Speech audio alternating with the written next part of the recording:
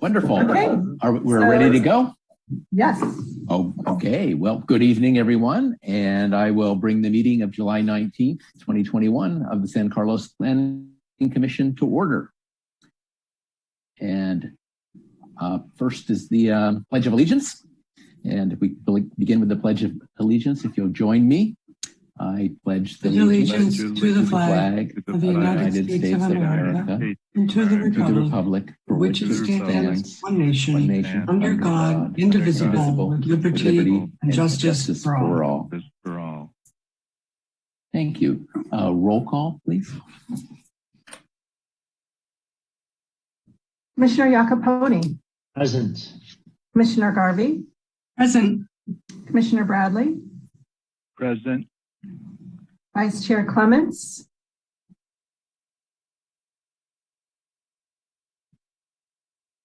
Vice Chair Clements. I thought I saw her. I saw her.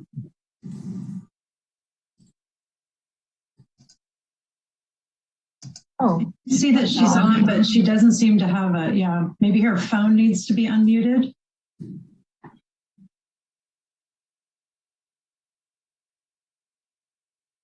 Oh, maybe she's calling it. Yeah, I see her name and a phone number. Yeah. Commissioner Clements. So it looks like her audio is not connected. She may be connecting from a cell phone or a different device.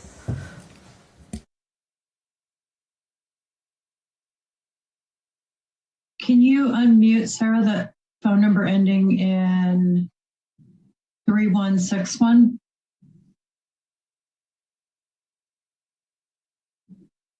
(415) beginning area code? Yeah.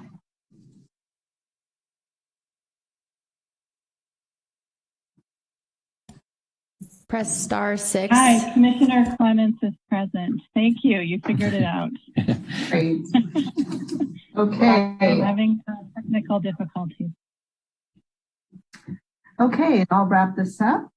Chair Ruth. Present.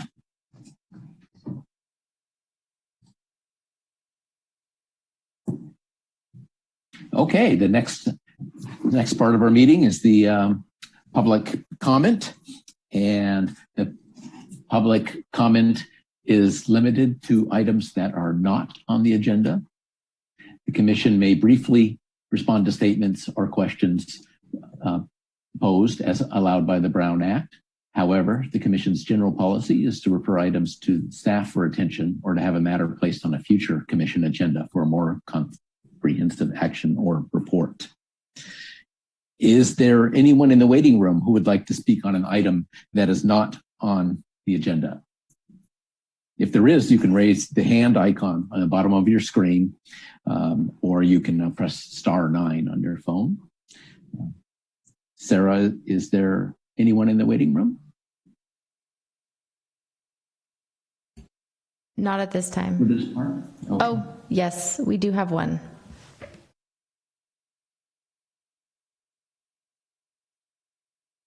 Gail Goose. Hello.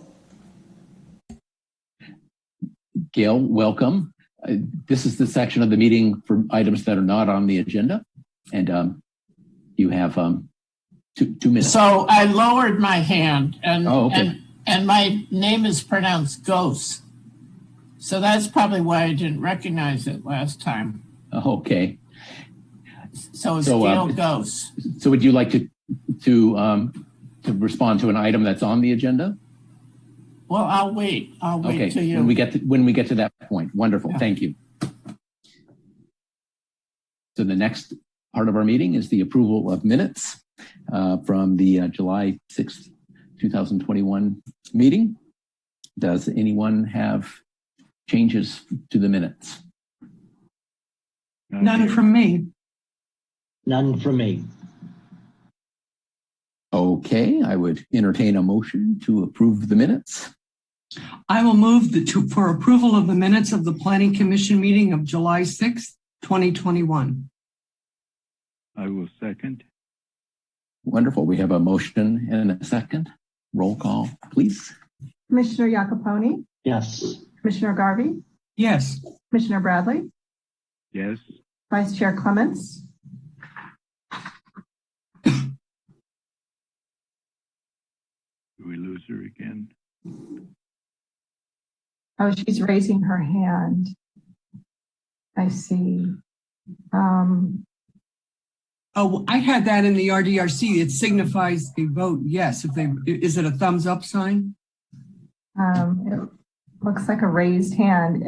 Sarah, is there a way to allow Commissioner Clements to connect to audio? I'm not quite sure what's happening. Hi, can you hear me?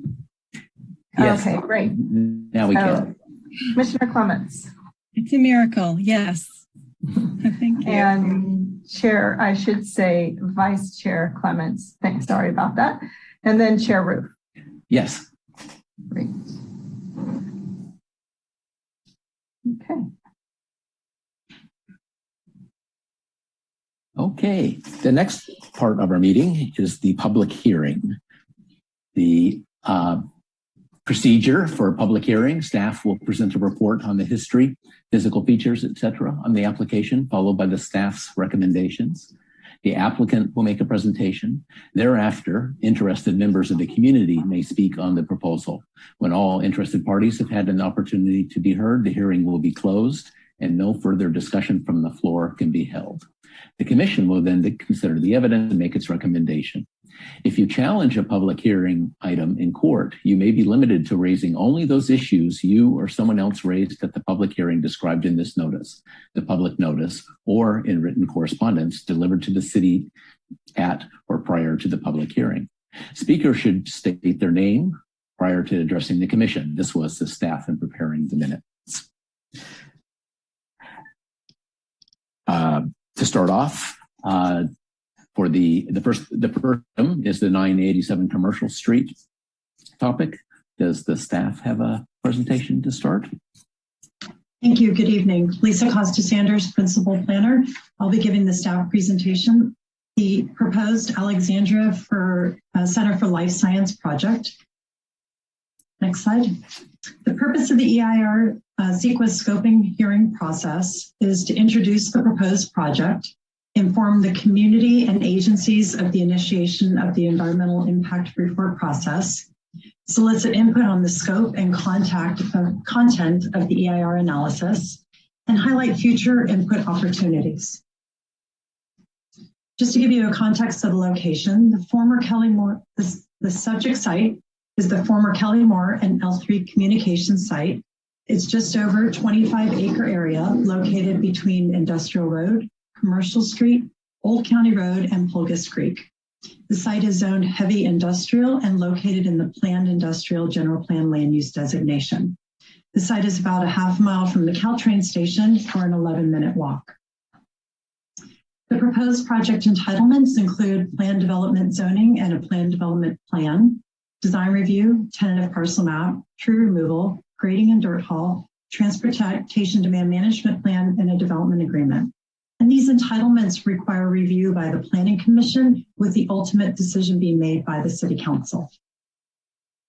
Give you a brief overview of the project. As I indicated, the total site area is over 25 acres in area, and the project proposes a total floor area ratio of 2.15, which includes the building areas as well as the parking structures. The proposed campus includes 6 new research and development buildings, totaling 1.5 million square feet of gross floor area for the purposes of this CEQA analysis. The project also includes 2 parking structures at 8 floors each, totaling just over 850,000 square feet. New landscaped areas totaling 6.6 acres in area, and that includes a central open space and a single-story 7,674 square foot community building. The applicant also proposes landscape improvements along Pulgas Creek and a community access trail. They also propose improving Industrial Road, Commercial Street, and Old County Road frontages with new sidewalks, bike lanes, landscaping, and underground utilities. So just to review the site plan, You'll see Old County Roads on the left, Commercial Street is at the top of the screen, Industrial Road to the right, and then Pulgas Creek runs along the bottom. So starting on the Old County Road side, the first building there, B6, is proposed as 5 floors. Right adjacent to that is PG1, which is 8-floor parking structure. And working our way inward to the site, we step up in height a bit. So the building labeled as B5 is proposed as 7 floors. Building B1, which is mislabeled, should be building B4, closest to Commercial Street, is proposed at 5 floors. And then next to that along Commercial Street is PG2, Parking Garage 2. As I indicated, that is proposed at 8 floors. And then inboard of that to the center of the site, B7 is proposed as the amenity building, single story. And there you see also that central landscaped area. Just adjacent to that is B3, proposed at 6 floors. And then working our way towards Industrial Road, we have building B2, proposed at 5 floors, and as well at the corner, building B1, also proposed at 5 floors. The next is a proposed section view taken through the site. So this view starts at the 8-story building on the left side of the screen at Old County Road, and that's the 8-story parking structure, and then works your way towards the center of the site where you see the 6- and 5-story buildings. And then it also shows the recently completed Alexandria building across the street along Industrial Road. The applicant proposed the development in phases. So phase 1 would include 2 R&D buildings and 1 parking structure along the Old County Road frontage. The second phase in the middle of your screen shows the development mostly on the Commercial Street frontage. And that includes 2 research and development buildings, the amenity building, and that second parking structure. And then the final phase includes the remaining 2 R&D buildings located along Industrial Road, as well as the complete landscape improvements along Pulgas Creek. The streetscape improvements will follow each phase of development. So it'll start with the complete improvements along Old County Road, and then start wrapping around Commercial Street with the second phase, and then complete Industrial Road with the third phase. Each phase is anticipated to be constructed in 2-year increments. I will now turn it over to Rebecca Auld from Landfair Gregory. She is assisting the city with preparation of the environmental impact report. Thank you. Thank you, Lisa. I'm just going to go over pretty quickly the purpose, process of the environmental review, and then what we've done so far and what we plan to do. So the purpose of reviewing a project under the California Environmental Quality Act, or CEQA, is to analyze and disclose the potentially significant environmental effects of that project, to identify the ways to avoid those effects, either through mitigation measures or alternatives, and also provides opportunity for input. The environmental document is informational. It does not itself approve or deny a project. However, compliance with CEQA is required prior to consideration of project approvals. Next slide, please. So the scope for environmental analysis of this project is to look at the potential effects from the subject site, the proposed project program, as well as the cumulative assessment of all the projects in the area that either have been recently approved, submitted, or shared in concept, otherwise proposed, especially in the East Side Innovation area. As with many environmental analysis projects, we began with an initial study to look at all of the topics under CEQA and focus further analysis. Next slide, please. So that initial analysis of all the topic areas was issued as an initial study on June 29th. That's the phase we're currently in now, where the public and agencies are reviewing that document and commenting on scoping. The scoping is intended to further identify any environmental issues that there might be from the project, as well as recommendations for mitigation measures or alternatives that might reduce or avoid those impacts. We're going to take the analysis of the initial study and the comments during scoping and complete further technical analysis, which will then be issued in what's called an environmental impact report, or EIR. The draft EIR goes out and it's reviewed for 45 days again by public and agencies who are asked to comment on that draft EIR analysis. We'll respond to any comments we received, written responses in a final EIR, which will also potentially inform any revisions to the previous analysis from the EIR, the draft EIR. That combined as the EIR for the project will go before the Planning Commission for recommendation and then to City Council for decision. City Council must certify the EIR as complete and accurate before any actions can be taken on the project. Next slide, please. So that initial study, the bullet points here identify all the different topic areas that we took a look at, and the circled ones are those which we identified for further study in the EIR. I'll go into those in more detail. Next slide, please. So we're going to quantify the emissions and the community risk related to air quality and greenhouse gases. We'll quantify employee travel related to transportation and traffic, assess the proposed site access and the safety of that, and additionally consider the service levels on the roadway network. While from a state level, this has been largely removed from environmental analysis, it will help to inform potential improvements to that roadway network. Next slide. We'll look at the aesthetics of the project, present additional visual models, and compare those to applicable regulations and visual character of the area. We'll assess the housing pressures from the employers proposed to be in the area and how that relates to population and housing, and also assess its demand and capacities for utilities and public services. Next slide. So while we're still within the scoping period right now and are still accepting additional comments, based on the interest that has been expressed so far, either for this project and or as part of the Eastside Innovation District or other projects within it, we now intend to also pull some additional topics into the EIR to allow for further discussion. The original topics were shown with the blue circles, and the additional topics are now shown with the orange circles here. I'm going to talk about those in more detail on the next slide, please.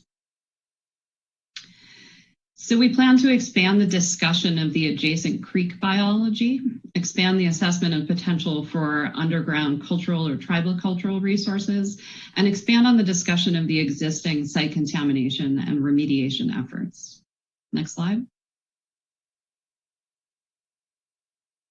The 30-day review period ends on July 28th. So that they can be taken into account during preparation of the EIR. The comments on the initial study and the scope or content of the EIR are accepted within 30 days from issuance of the initial study, and that is until 5 p.m. on July 28th. These would go to Lisa Koster-Sanders, who I will give the presentation back to at this point. Thank you, Rebecca. Appreciate that overview. So as indicated, we're going to receive comments as this evening's hearing. So that's really the purpose of this meeting, is to receive comments from the Planning Commission as well as from the public. So any verbal or written comment will be included for consideration in the draft EIR. This is not the time to really respond to questions unless it's just kind of process and procedural, but more the opportunity for us to listen and to hear from the community on the content of the EIR. And then for the next slide, I'll just briefly walk through those next steps. So at the conclusion of this meeting, we'll prepare all those scoping comments and finalize preparation of the draft environmental impact report. As Rebecca indicated, that will be available for a 45-day public review period. And during that 45-day review period, we will also have a public hearing on that draft EIR at the Planning Commission. So an additional opportunity for the Planning Commission to review the project and to hear community input. From there, we'll take all those comments, prepare the final EIR, as well as respond to any comments received. This may include additional technical analysis as warranted. And then have a Planning Commission hearing on that final EIR, as well as reviewing of the project. with a recommendation for the City Council to make a decision on the final EIR as well as on the project. That concludes the staff presentation. We'd be happy to take any comments from the Commission.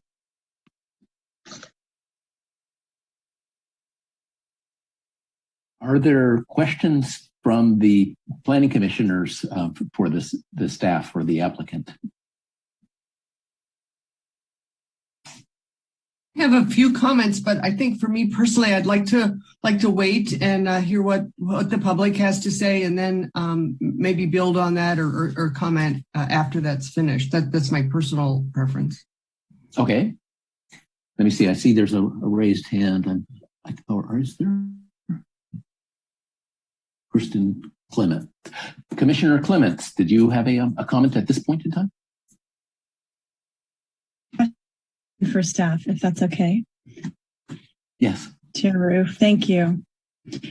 I just wanted to, if we could go back to the slide about the L's that are being analyzed in the EIR. I know there are different ways. I'm interested in the jobs, housing balance, and I'm interested in the different ways that one can analyze. That's great. The population and housing, that's fine. And analyze that issue. And I'm wondering if staff can comment about the approach that the EIR is taking or note. Rebecca, did you want to respond to that? Sure. So I think that's one of the issues that we have not constrained ourselves in how to analyze it at this point. We do know that we want to look at the cumulative effect of the various developments that are being proposed in the area. And then how it relates, we look at usually city and area plans for how much housing and how much employment was assumed in the area and where that was assumed, and do a comparison there. But the exact scope and what that analysis will look like has not fully been decided at this point. And we'll be coordinating closely with the consultants working on the focused general plan housing element update as well to inform this analysis. Got it.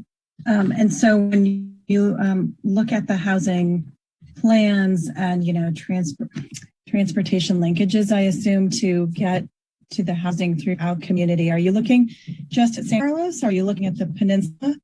What's the scope of how you think about this for purposes of CEQA?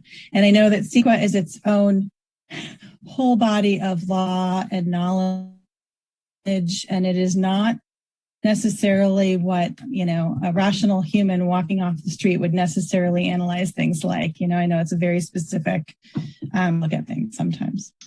So I would say we look at both of those things. So we most definitely look at it on a local city level, but then also regional plans really inform it, since there is a lot of movement between cities in the Bay Area. So that includes plans such as Plan Bay Area and the larger plans. Okay. So we'll look at both of those kind of separately as well as together. Thank you. So along with Commissioner Garvey, would like to hear what the public is interested in and may have additional to that. Thank you. Okay. If there are no further questions from the commissioners right now, then we can open for comments from the public. You can use the hand icon at the bottom of your screen or press *9 on your phone. And Sarah, to give you an idea, how many people do we have in the waiting room? Currently, we have one. Okay, wonderful. So we'll have for the moment, we'll have a 3-minute time period per person. And if you could activate that caller, and caller, if you could state your name. And through the chair, if we could maybe just have the applicant as present, we'd just like to make a quick introduction. Oh, sure. The applicant does not have a formal presentation. Thank you. Oh, okay. Oh, I'm sorry. I skipped the applicant presentation. So with the applicant, would you like to introduce yourself? Yes. Good evening. Can you hear me? Yes. Great. Good evening, Commissioners. Good evening, Chair. It's a pleasure to be here. My name is Teresia Nemeth. I'm Executive Vice President with Alexandria Real Estate Equities. I've been working on this project since the beginning, and actually was working on the project we just completed at 835 Industrial. And we hope to be able to show that to you, to members of the public, very soon as people are comfortable going in person to visit the site. And I'm really just here anxiously to hear what the public has to say, but more than happy to answer any questions. Thank you. And thank you. So maybe now we can go to the caller. Yes, Debbie Balbocci. Yes, hello, Debbie. Hi, how are you? Good. You have 3 minutes. Welcome. Thank you very much. I submitted belatedly a written public comments, and I would appreciate it if you would incorporate those into the record so you can see that for more detail. But just to summarize, we're interested in the primary thing we're interested in, and this is a lot of people in my community that live on Pulgus Creek. We're worried about the impact of the building on flooding in Pulgus Creek and the amount of development in FEMA flood zone and in very contaminated soils. So here are the main things we hope you will focus on. Number one, deny any creek setbacks for the 25-foot creek back limit. Number two, deny any underground basements or parking due to the shallow water tables and the fact that it is a FEMA flood zone. Number three, have the EIRs include a more detailed hydrology assessment that addresses the possible increased risk of flooding, specifically risk caused by building large underground structures directly into the shallow water table, 1 foot from the surface on many of the properties, more frequent king tides, and San Carlos's lack of sufficient levees and inadequate prevention infrastructure, such as outdated storm drain, sewer pumping stations near Pulgus Creek into Smith Slough. Number four, have EIRs assess the possible physical and environmental impacts on Pulgus and Britton Creekside property owners who live upstream from the development, whose properties may suffer significant damage from flooding, runoff, or creek bank erosion caused by development that may block, impede, or slow stormwater runoff from Pulgus and Britton Creek into Smith Slough. Number five, have EIRs address the likelihood that the development could cause ground subsidence, projected to be almost 20 inches, and increase the risk of east side and creekside flooding that could cause low-lying residential areas in San Carlos along Britton and Pulgus Creek to be designated as FEMA flood zones in the future, which would require property owners to carry prohibitively expensive flood insurance. This recently happened in the city of San Mateo and Redwood Shores. Number six, have EIRs assess the likelihood of damage to existing underground infrastructure, such as sewer lines, utility lines, storm drain pipes, and the possibility of cracking or structural damages to foundations of nearby commercial and residential structures from the displacement of groundwater by underground construction. And have the EIRs consider the effects of flooding that could cause temporary closure of Britton Avenue, a primary evacuation route, and to discuss the environmental impact of disturbing soil that is grossly contaminated with toxic and hazardous chemicals resulting from prior heavy industrial use. And finally, have the EIRs assess air quality as it relates to any exhaust from biotech exhaust stacks on building roofs, including information about the number of stacks, the height of the stacks, the velocity of the exhaust, and the flow pattern of the exhaust as it relates to other buildings. and install air quality monitoring equipment within 100 feet of all other buildings. Thank you very much. Oh, okay. Thank you. Thank you. Sarah, are there any other callers in the waiting room now? Yes. Next up, Dimitri. Dimitri, three minutes, please. Welcome. Yes, hi. Hi, Planning Commission members. I don't know any of you.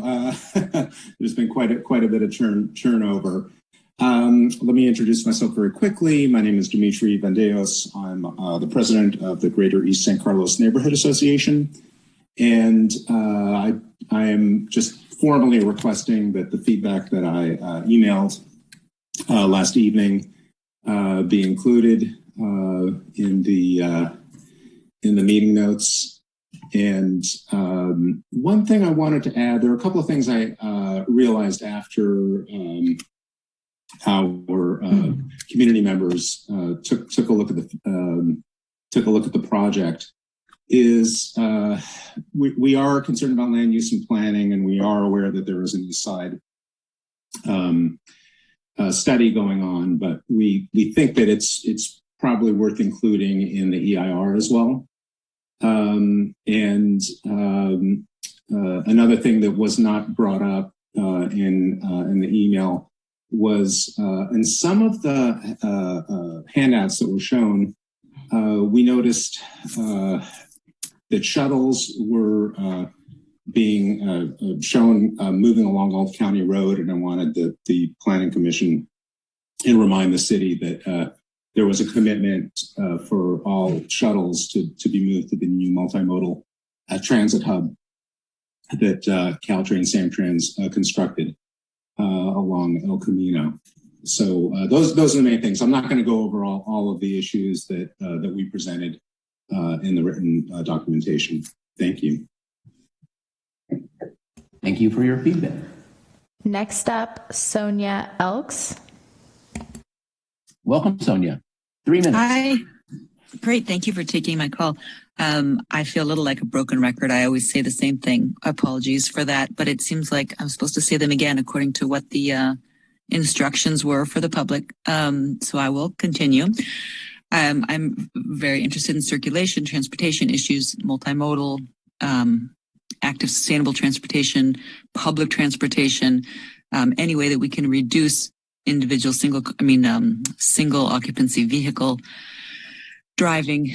And to that point, I want to make exceedingly sure that staff are making sure that there's a good ways to get by shuttle and bus between Highway 280 and the East San Carlos, whether that means bus only lanes so that it is very easy and faster to move around and efficient on public transportation, more efficiently than it is in single car occupancy. However, bus only lanes need to be moving through San Carlos. I really think we need to consider that. Also, public transit lanes between Redwood City and Belmont coming into San Carlos. I want to make sure that everyone knows that the El Camino Real Grand Boulevard initiative that is public transit friendly and bike friendly, bikes and wheels, is also being revisited in Palo Alto, Mountain View, Redwood City, and Menlo Park, and that Peninsula Bikeway Commission is looking at how to make El Camino bike friendlier. I want to recommend that we keep parking off of streets and on these awesome 8-level high parking structures, which I think is fantastic. And any routes that run through the campus, that they have a pedestrian side and a bike friendly side so that there's not a conflict between pedestrians and bikers. Those are the main things. Thanks. Thank you. David Yeah. Tusman. Welcome, David. David, you may speak. 3 minutes. Hello, my name's actually Karen Tusman. I'm David Tusman's wife using his computer. Thank you for this presentation. I am excited about this project. I'm a member of the biotech community and worked in life sciences, and glad to see San Carlos becoming a vibrant biotech hub, and hoping that as part of this, it can really be an opportunity to have a vibrant, walkable, low car use, mixed use community at this site. And, echoing what Sonia was saying, really prioritizing multimodal transit and bike use in particular. We live in this extraordinary Caltrain corridor with that just last half-mile problem of getting to work. And so bike share options, things of that nature would be really valuable. And really encouraging the Alexandria to consider how its campus could make Eastside San Carlos a vibrant, walkable locus rather than an office park for cars, a place where people can very easily, walk to a local business to get lunch and are really sort of people present in our community versus sort of drivers commuting in and out. And while I appreciate that the parking structure is vertical and that is definitely better than just having all surface parking, sometimes maximizing parking can sort of compete with our climate goals. So encouraging ways to encourage and incentivize multimodal transit use would be good. And lastly, I just wanted to say, I had the pleasure of doing my PhD in New York City. I worked in a lab right next to my housing. I know that labs and housing can densely coexist, and I encourage the project to use all best practices to make it so that whatever the structures and air emissions and all of that do come out won't preclude having housing built nearby in the future. Thank you. That's it. Okay, go forth. Hi, can you hear me okay? Yes. Okay. I would like to second the comments that the person before me just made about the transportation aspects. The first thing that struck me when I saw that map was, gee, that looks like an awful lot of parking for a facility that's supposed to be promoting other modes of transit. I was glad to see that there will be an increased emphasis on expanded discussion of biological resources and hazardous materials. So thank you for that. One thing I did not see, and the other thing I'm very glad is being included is the restoration of Pulgas Creek. That's very important to me. And I want to make sure that there's also a discussion of public access to that creek once it is restored. One thing I did not see, though, was any discussion of energy. And maybe I just missed this, but I know that Alexandria sort of prides itself on building energy efficient campuses. And so I would like to see in the EIR some analysis of what the anticipated energy use would be, and then also an analysis of opportunities for this campus to perhaps be a net energy, renewable energy producer. Is it possible to put more solar there than is needed just to be consumed for the campus, or wind, or whatever opportunities there might be to help serve the community and reduce the need for fossil fuels, and or battery storage. Is there an opportunity there for battery storage that would also help the community? And then also thinking about community amenities. One of the biggest needs that we're going to have with the change in climate is for cooling centers. And since these, I understand, are supposed to be very, very efficient buildings, would there be opportunities for portions of this campus to perhaps be used for that purpose during extreme heat events? Thank you.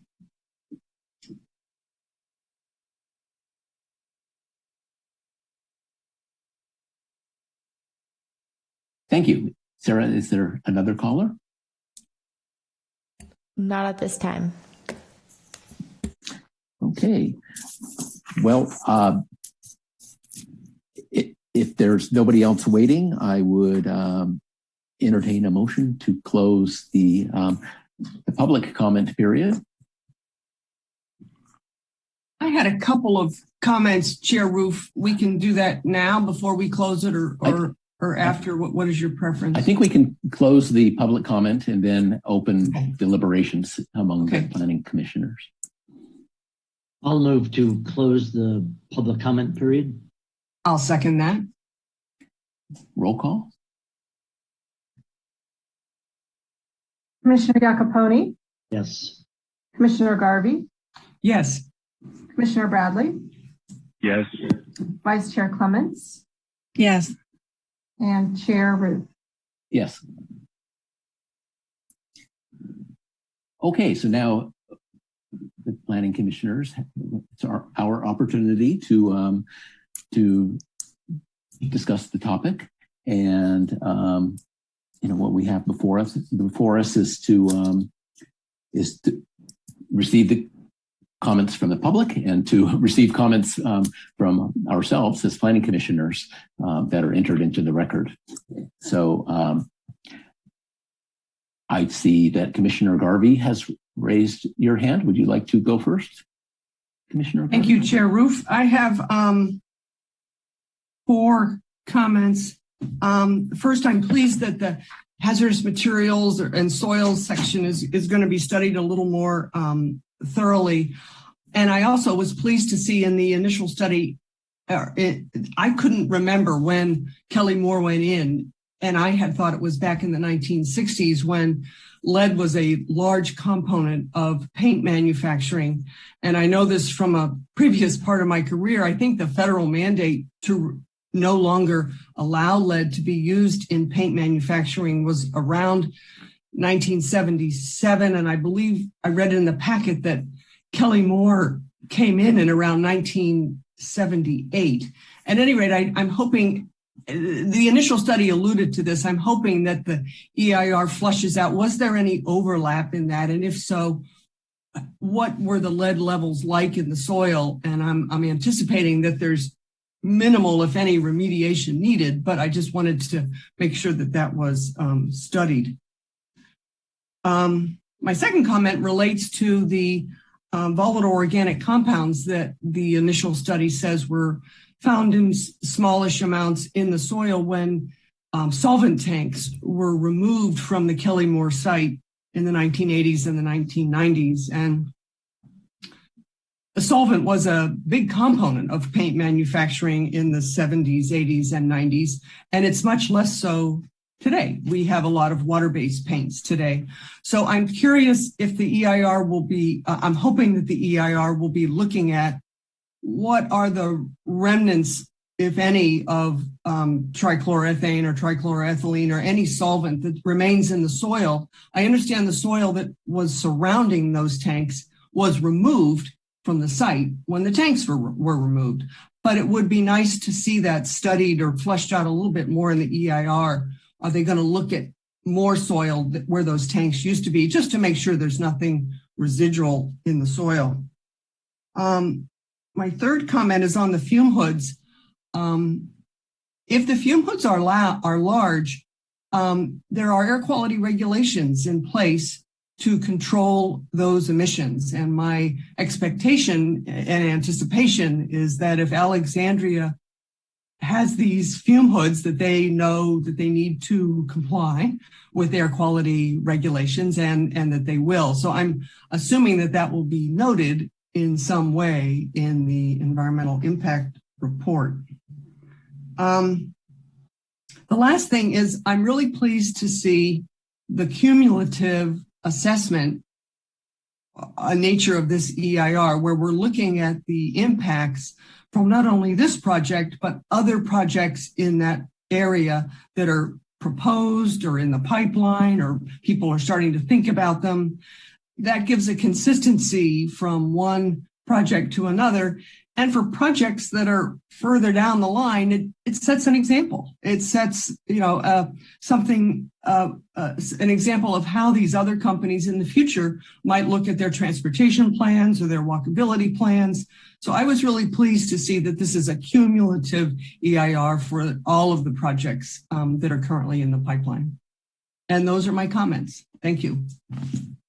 Through the chair, if I may interrupt just this portion, I just wanted to remind the commission that there was a caller at the beginning under items that were not on the agenda. I believe it was Gail Gose.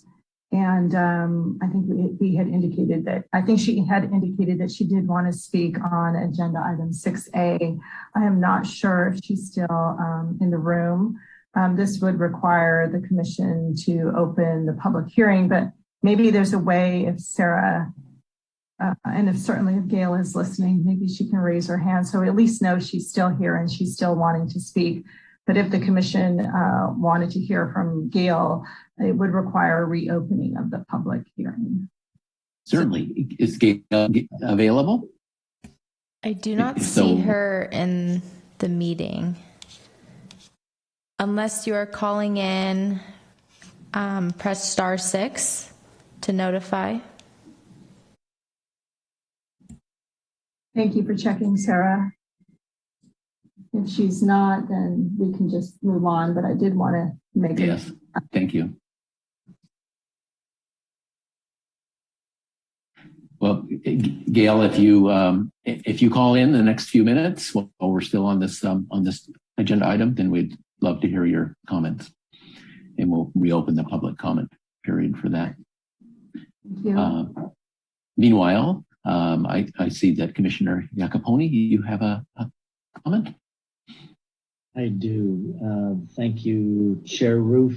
And maybe in the spirit of building, as Commissioner Garvey did, three points. I would echo, I'm pleased to see the expansion of the EIR topics. And I think the public has raised a couple of times this notion of flooding. And I'm not sure how or where in the proposed list of topics that is covered. So maybe that's a question. Is flooding and hydrology going to be considered, or is it not deemed a part of the study at this time? And if so, maybe we could hear why. Staff, can you respond to that question? Rebecca, are you still with us? Yep, just unmuting myself. Thank you. Yeah, so there was a full hydrological assessment done of the current project, which was referenced in the initial study and included the summary of that analysis in there. It demonstrates with some graphics included through, just to show you where in the initial study, pages 37 through 42, mapping of flooding under current conditions, and then the applicant is proposing to improve the project over current conditions to actually capture some of those floodwaters when flood does occur and help not only prevent flooding on their site, but prevent some of the flooding in the area along the creek outside of their project. So it'll be a net benefit for the area, what they're proposing with the project. They have a number of areas that will actually capture any floodwaters. They have an open space area that's lower that will flood when floodwaters come up, and they've created channels that'll direct water to that to capture it. So currently we were not planning to restudy this in the environmental impact report, but rather rely on the studies that were already done in the planning of this project that's net beneficial for flooding in the area. Thank you for that. And I remember reading through that in the packet. And maybe a question for Lisa Costa-Sanders. If the public have specific concerns about flooding, what's the best way for them to learn more and to have a better dialogue based on the work that's been done? That might be helpful to a group of the folks that are with us this evening. Sure. So as indicated, that initial study is posted on the city's website under the project development page for this project, 987 Commercial. So there's information there. And then all of the technical analysis that are referenced in the initial study are also published on that project webpage. I know we've been having a few technical issues with the project webpage, given the vast amounts of information that is posted on there. So I'd like to give it a check again tomorrow to make sure everything's there. But they can certainly look at that or give us a call and we can point in the right direction or try to send that report separately. It is a very actually interesting graphic and analysis that's been prepared by the applicant, and it's been peer reviewed by the city's engineer staff and the city's consulting engineer as well for the accuracy of that report. Great, thank you. And so then I hope the folks are the members of the public that are most concerned about this can take advantage of those and do a little bit of review as part of the process there with those good resources. Maybe just two other quick comments then. One is this, I love the one of our callers quotes about not an office park for cars. I guess I would just say, I hope that in the work that we do as a planning commission, as staff with Alexandria and with City Council, that we really do seize the opportunity to make this new development a community center rather than a worker 9 to 5, 8 to 6 center and silent otherwise. I'm not sure exactly other than placing that as an important comment now, how else we'll do that. But that feels like it would be a missed opportunity if the retail and other amenities weren't, if their life didn't extend beyond just a work week time. So I'd ask that we keep that in mind. And then I think the last comment that I would have is just echo the other caller's point about as we work on transportation demand management and the multimodal recommendations, whatever we can do to encourage all ways of getting from Caltrain to the facility and back will end up being a great benefit. So those would be my pieces of input this evening. Thank you. Thank you. Commissioner Clements, would you like to make a comment? I see your hand is up. Thank you, Chair. I had a couple more thoughts. Actually, I wanted to build on exactly what Commissioner Iacopone just built on, which is the challenges in building large industrial spaces in a community context. How do we make sure that the design of the buildings encourages that connectivity and that walking and pedestrian orientation and biking and multimodal and all that? But how do we make sure that the buildings meet the street in a way that keeps these buildings or makes these buildings part of our community? So I also really liked what the person in the public commented. This, one of my worst fears would be that this would be a closed off business park with its back towards the community and not really care about how the active street front amenities are either designed or not designed. And I actually feel like the other building that just went up and Terezia's efforts in that realm were good. And so I wanted to just make a note that the design that was presented looked like it was going to continue in that vein, but that was an important part of this overall plan to me. I wanted to ask just a couple of questions. I think I heard that this CEQA analysis was going to not just cover Alexandria per se, but also, so as to not piecemeal, was also going to cover pieces of the East Side kind of vision district. Is this just on Alexandria, or because it also potentially deals with transportation and circulation beyond that, does it kind of reach out beyond that? And I was just trying to understand how the CEQA approval would then be used by other developments. I guess that's a staff question. Sure. So, and Rebecca, feel free to join in as our CEQA expert here. But the project will be evaluating as required under the cumulative analysis, the other planned proposed projects in the vicinity. But Rebecca, do you want to discuss kind of that level of review and if those future projects could tier off of that? Sure. So like Lisa said, this project, we need to look at what the impacts of this particular project are so that we know what they need to mitigate. But in order to capture that area development, we will include that in a cumulative analysis. So this project plus those projects.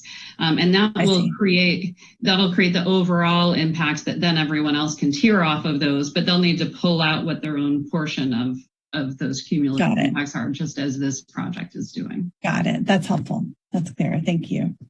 And then one other question, which is just the role of the other agencies involved. I understand toxics more than water. And so, as I think it's W. Baldacci's comments talking about FEMA flood zone designations and things that I think are probably not under the purview of the city of San Carlos, but really are under water districts or Army Corps of Engineers and other entities. How far does the CEQA analysis go in terms of analyzing what would need to occur? How does it take into account any actions that would have to happen with entities other than the city? That could be the state, or it could be a regional water agency or other agencies like that in an issue like flooding or like toxic soils, for instance. So it does depend on which particular issue we're talking about, but in general, if the regulatory agencies have standards that are set and that the project needs to meet, we can rely on those standards in our analysis of what would happen with the project. If instead they're discretionary approvals where there's some wiggle room for them to do various things, then we'll need to figure out how to wrap that into the analysis. A lot of what you've mentioned are things for which there are standards that they will have to meet. So we can look at if they meet those standards, will they still have an environmental impact or not? And then it's just the regulatory agencies will enforce their standards. Got it. So I hear you saying that the analysis for this project, CEQA, for CEQA purposes, is about how can this project accommodate flood.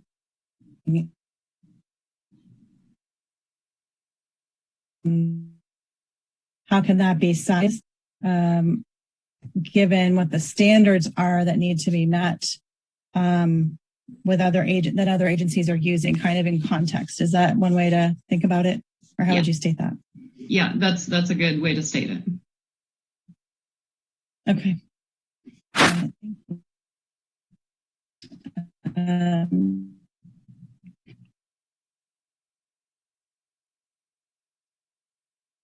You can't see my hand, but I have a comment or a question or two.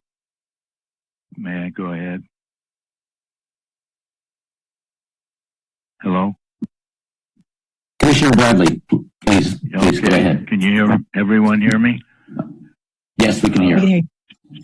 Thank you. I'll start out with the overall design. Looking at the plan, I'm wondering if the drawings show the 8 buildings, rather arbitrary outlines of the buildings. They're lined up on the streets, but inside, I'm wondering if this is that much of your final design, or just so that you could adjust them later. Be more flexible for your own design efforts, which we would want to encourage. You don't need to answer, but it's something to think about and look at, I suppose. I want to echo, too, the concern about flooding and any toxic wastes that our other commissioners and the public have already mentioned. And have a question, maybe if our staff can answer this, or any of the commissioners, can we require them to put more than enough solar panels for their own use, because I'm would certainly be in favor of them maximizing electrical generation for not just for the community as well as their own use. I don't know of any community that's required that, but I'm sure it's happened elsewhere.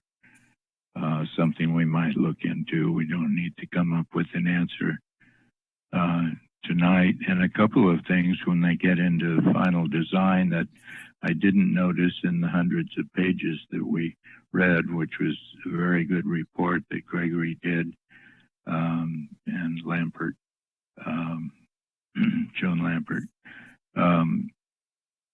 And that is motorcycle parking. I congratulate them on the bicycle, short-term, long-term bicycle parking and the parking structures, but the parking structures are taller than the lab buildings, which I suppose is all right.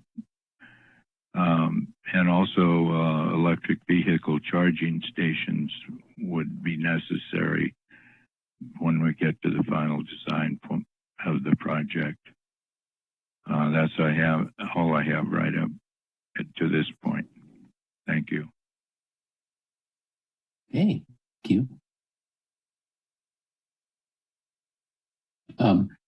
Staff has, Sarah has, have we connected with our community member, Gail, who wanted to make a comment? Do we need to reopen the public hearing? Well, I guess we can reopen it if we get her on the line. If not, then there's not much point. She hasn't joined at this time. Okay.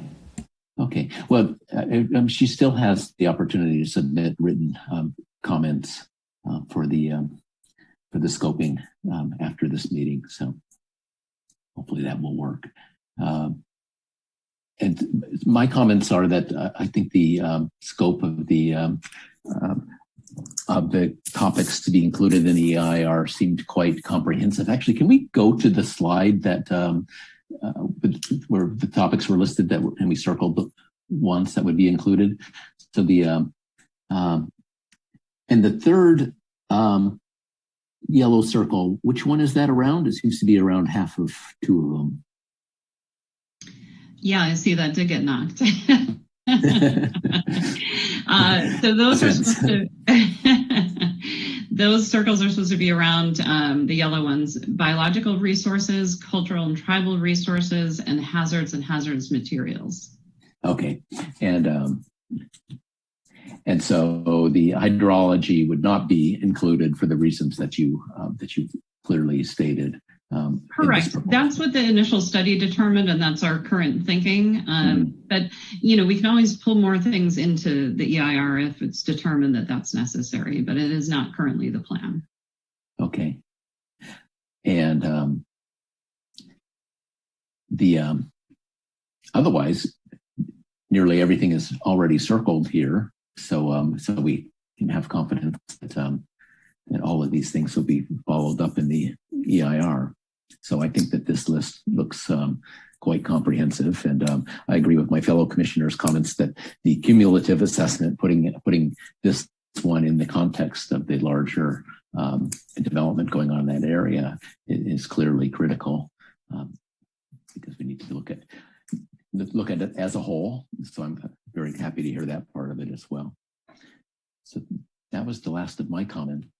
Does anybody else have any other commissioners have any final comments before we close this part of the discussion?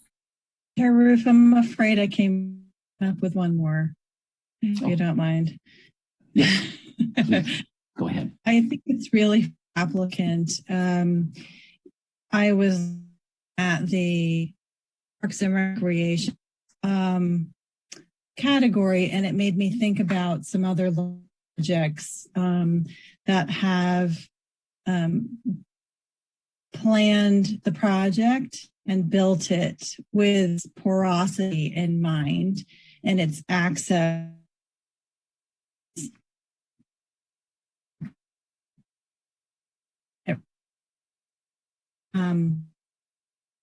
through the project, and recently, large development which is admittedly larger than this, but Google's development is a central core at the downtown train was designed with that fully as one of the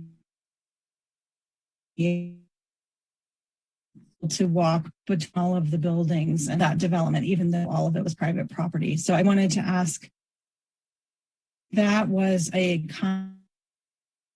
we would be analyzing here because it was part of the design, or if it was under CEQA, but yet it still could be. That doesn't mean it couldn't be part of the project definition. I'm sorry, I missed a good portion of that. If that was a question for environmental, I didn't quite catch it. Kristen, I also, you dropped out a little for me as well. Maybe you could just say, if you had a specific question for staff, could you read that part? Kind of a joint question. If public access private property isn't part of the project design, because it is such a large development, and is that something that the project applicant has thought about or designed yet? Your question was about public access to the central open spaces. And yes, the applicant is working through that, how much it would be available to the public and, kind of on what standards and conditions. So that is something we're still kind of working through. It could become part of the community benefits package for this development. And I hope that answers your question. I'm sorry, some of it cut out. I see. No, that's fine. And I noticed my video is now streaming, strangely for me, a minute later. And so that does not need to therefore be analyzed from a CEQA perspective at this time. Is that right? Because it's not circled. Well, I think it's the impact on the parks. That it would be recreational space. Right. So this would be a net improvement if it's available to the public. And then the impact is really, does it impact the parks and recreation services with the project? Rebecca, did you want to add on that at all? You're on mute, Rebecca. Thanks, Lisa. We did take a brief look at it in the initial study, basically just to compare, are they proposing at least as much open space and recreational space on the site as they would be required to under the code? And the answer was that they are. So it wouldn't raise to the level of being an environmental impact. And at that point, it is public benefit. So it would be dealt with through the planning process and not the CEQA process. Got it. Thank you. Mm-hmm.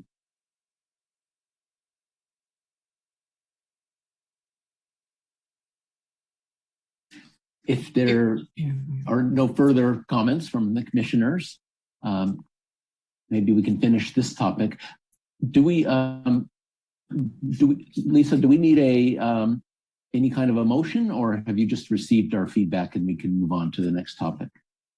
Yes, we've received your feedback and I really appreciate it, as well as the community members' feedback. And Lisa, of course, if you wouldn't mind just going back to that comment slide for a moment, I just wanted to remind everybody that this is not your last opportunity to provide comments on the scope. You can still do so until July 28th, and you can mail those into City Hall, or you can email those comments directly to myself, and the email is provided here, is also on the city's website.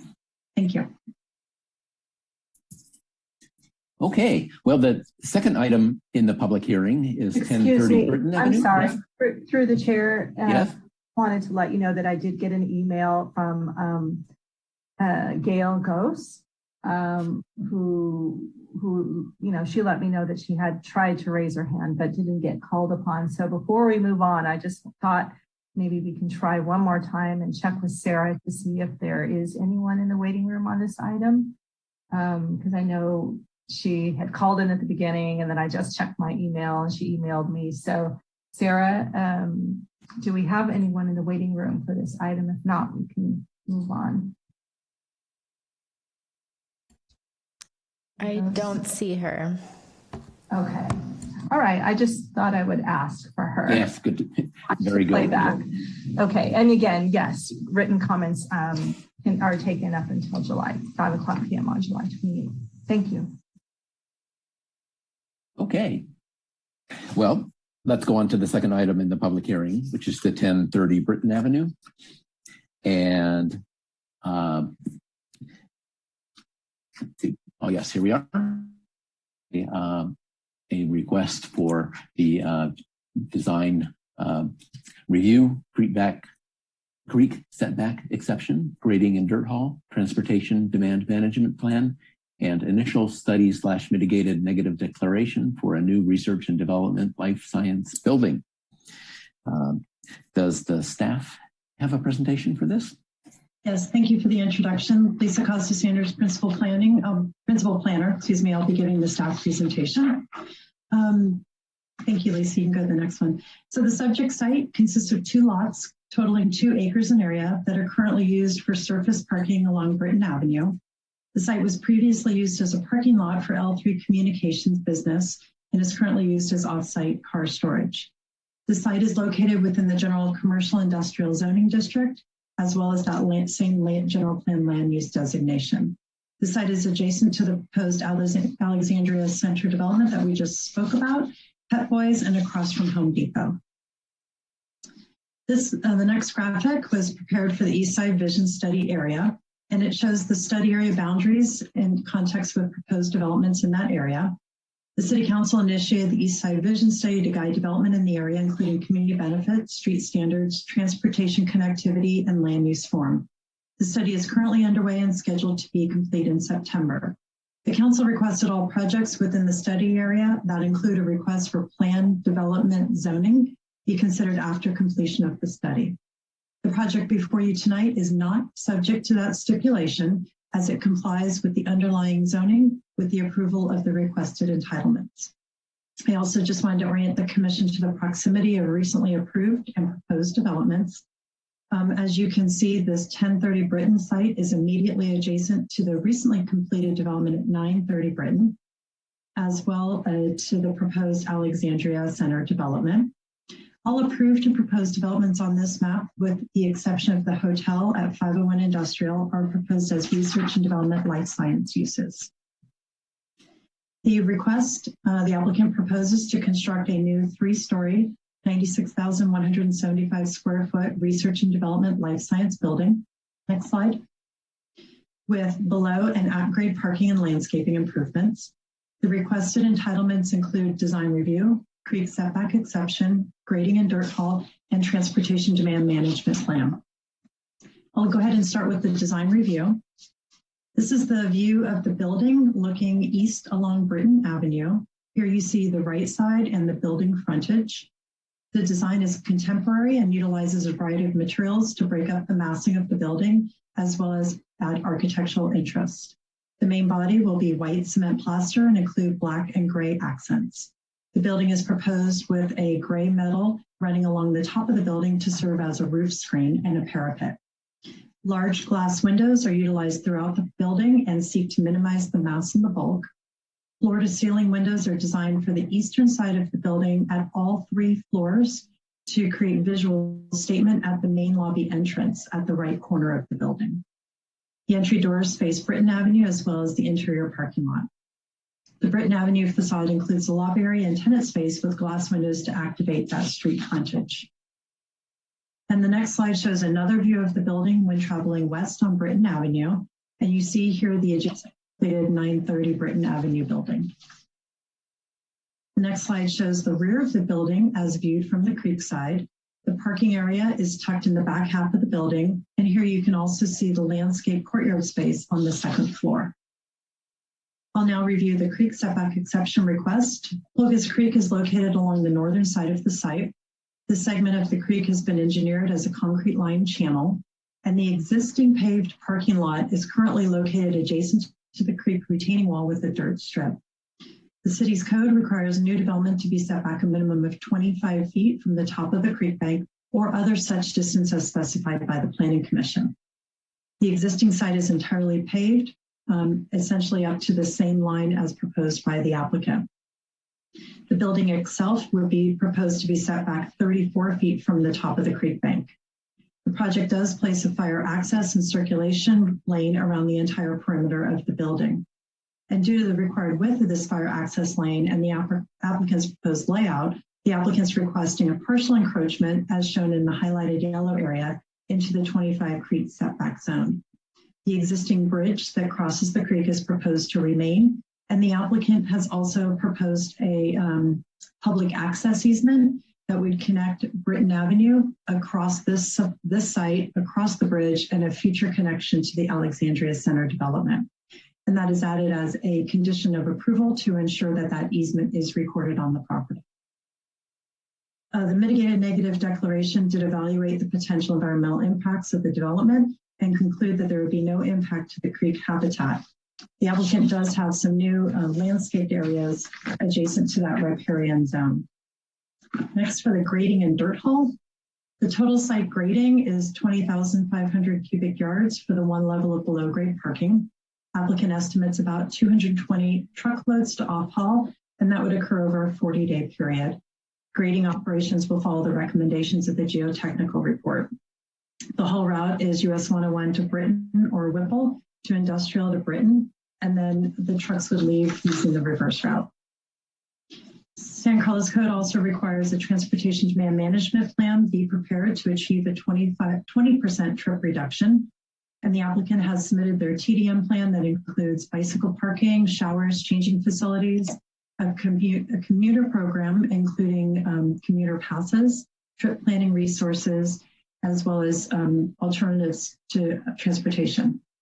The applicant also provided a letter from CCAG, the City County Associations of Government, saying that the plan meets the requirements of the county's congestion management plan. And the next slide shows that the site is approximately, it's just under a mile walk to the Caltrain station, which results in about an 18-minute walk. This project was evaluated under CEQA with the preparation of a mitigated negative declaration. The analysis found that the proposed project would not result in a significant impact to the environment with the implementation of the mitigation measures.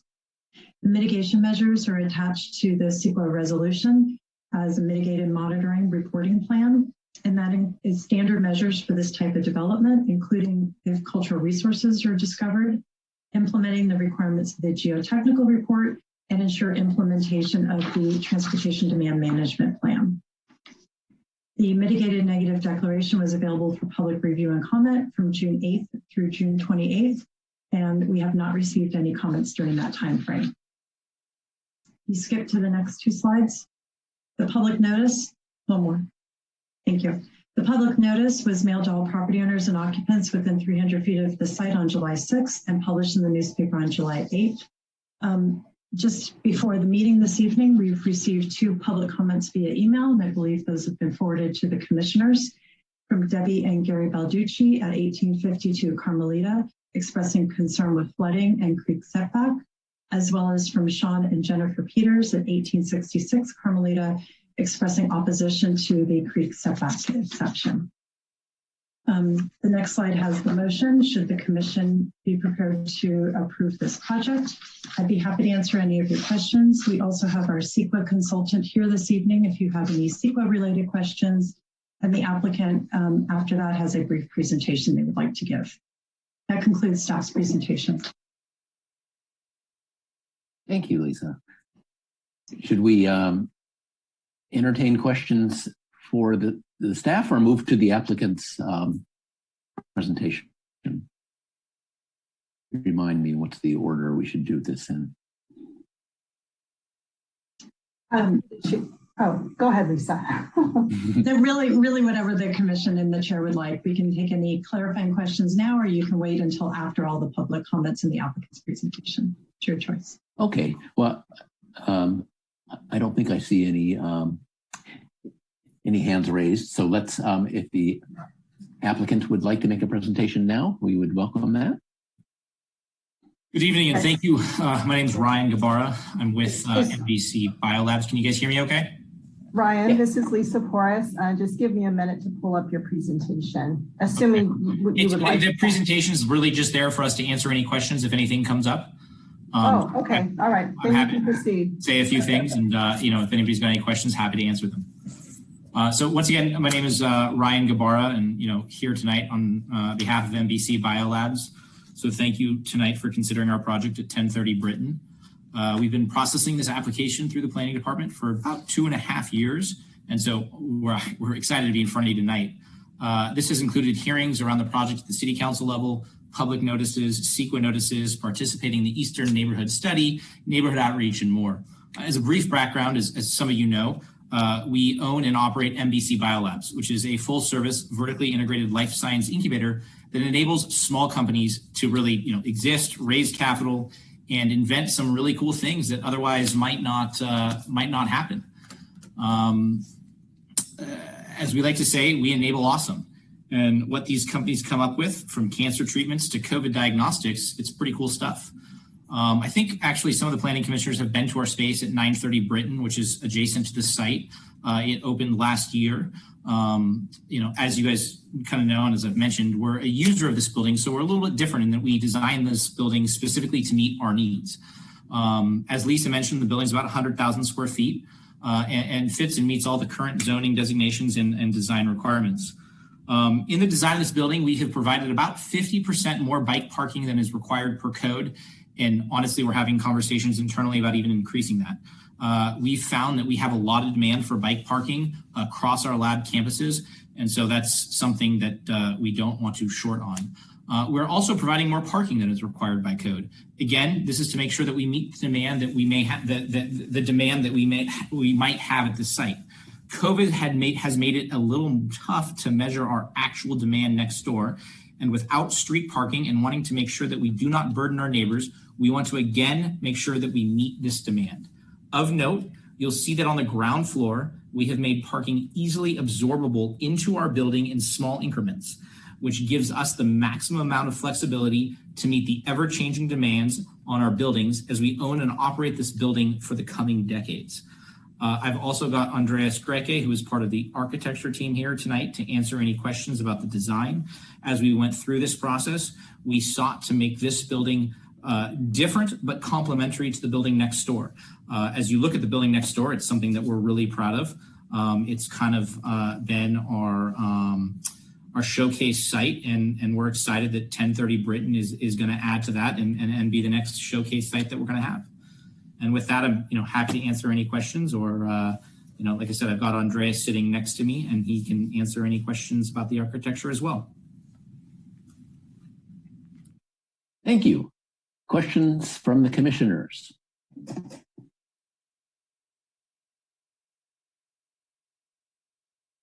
Commissioner Clements, please go ahead. Hi, Terry. Thank you. And thank you for this application. Sorry it's taken you 2.5 years to get to this place, but it sounds like you've changed it through the years. So glad that you are here now. I just wanted to ask about the request to go into the creek setback. And I think I saw that it was being used for the access road around the building. And if you could talk about why you believe that exception is warranted and why you don't think it would be a problem, even though it is within the, I think it's called the riparian corridor, into the creek setback zone. Sure. So the existing site is paved and paved up to the boundary that we are currently proposing to pave into the creek setback. In other words, we're not doing anything other than tearing up existing asphalt and putting new asphalt in its place. That's the only thing that we're doing in the creek setback. So all of the existing improvements that are there, which consist of a parking lot, are literally just tearing up the existing asphalt, putting down new asphalt. So there is really nothing that's really changing. I mean, there's other ways that we could have gone about it in terms of just doing an overlay. But that wasn't the correct way to build it. And so that's why we're proposing this creek, going into this creek setback. And that's why we're required to seek this approval. but nothing else is requiring us to seek this approval other than just tearing up the existing parking lot and putting new, stronger parking lot down that fire trucks can drive over. Right. And there's nothing else. And I know with heavy engines like that, that permeable pavers route is kind of out the window usually. Is there any other solution? And, and maybe staff can remind us why a 25-foot creek setback exists and what the thought is with that. Because we just got out of a conversation about creek flooding. And so we just want to make sure that paving over that area is a good idea, even though it has been paved to this point.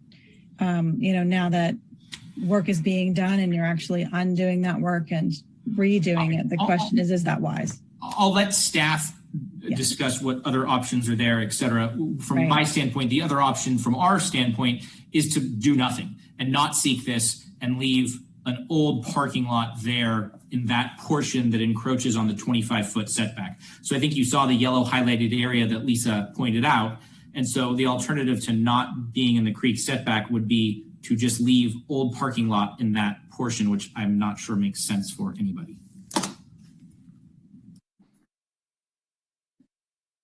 Thanks for that. So I think that's a staff question about the purpose of the setback. Sure. So this is contained in section 18.14. ONO talks about the purpose. And it's intended to protect the waterways and the health and safety and the welfare of the city by establishing regulations. So one, preserve and protect the natural hydrological system and ecological functions of the waterways. So they are not working within the waterway. Provide reasonable protection to owners of riparian property and the public from the hazards of stream bank failures and flooding, while allowing owners of property near waterways reasonable use of and the opportunity to improve their properties consistent with the general safety. And finally, avoid excavation, filling, development, or construction that can adversely affect public health and safety by aggravating drainage flows during flooding conditions or interfering with riparian habitat. Great. And can you point out the application, the development requirements in the PD permit that address, to kind of mitigate the effects of building within that setback, and maybe give a little context? How often would this circulation path be used? I know it's really built for emergency vehicles generally, but if there's any context you can lend to whether it really would be used that often. Let me just look at the site plan real quick. So it is not, the primary access for the parking garages from that side loaded and is not from the rear. So it would primarily be used for emergency vehicle access, but there, I believe, is some loading zone at the rear as well that would be accommodating any large delivery vehicles. And the applicant can maybe expand on what their thought is on the circulation patterns on the site. Yeah, so the anticipation is that like a UPS truck might pull up there and unload packages and things like that, on a daily basis. Again, I'm not sure. We're not digging in there. We're not doing anything. We're just taking what's there and putting it back, essentially just new. So there's not.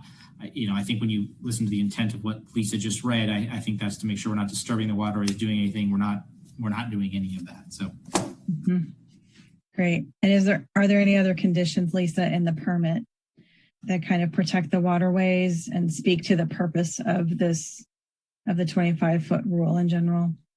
In the city's code, you're asking? No, in the conditions of approval.